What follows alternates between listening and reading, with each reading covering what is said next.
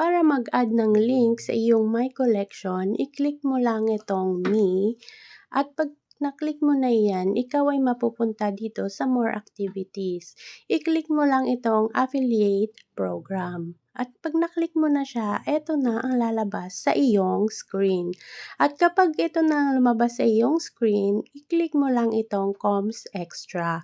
At dito sa Comms Extra, pwede ka nang mag-scroll down upang maghanap ng mga items na gusto mong i-add sa iyong My Collection. At kapag hindi mo mahanap ang items o produkto na hinahanap mo, pwede ka namang mag-click sa taas at i-type mo na lang kung anong product ang hinahanap mo. Tulad halimbawa nito, hahanapin natin ang Belo Sunscreen.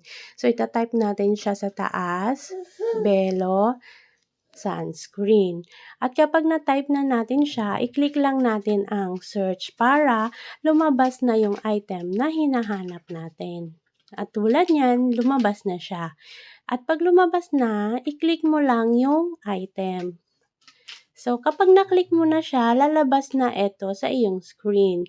I-click mo lang itong Share Earn sa baba at pagkatapos ay i-click ang My Collection. At dito ka na mapupunta. Pagkatapos niyan, i-click mo yung categories para maghanap ng category kung saan mo siya gustong i-save. For example, i-save natin siya sa Belo Essential, click lang natin. And then, yan na yung makikita mo sa iyong screen. Tapos, click mo lang yung save. At na-save na ang product sa iyong My Collection. Pwede mong i-click ang check now para ma-check mo. At pwede rin naman na i-click mo lang yung back at pumunta ka sa account mo. So, tulad niyan, babalik tayo, i-click lang natin yung back. Tapos, i-click lang natin yung account sa baba. At pag na-click na natin yan, click natin itong My Collection. At dito na natin makikita lahat ng items na in-add natin sa ating My Collection.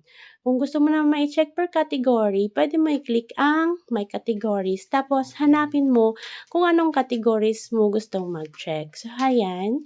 Yan kanina yung sinave natin. So, ganun lang kadali mag-add ng link sa iyong My Collection. So, for more tips, please follow and subscribe.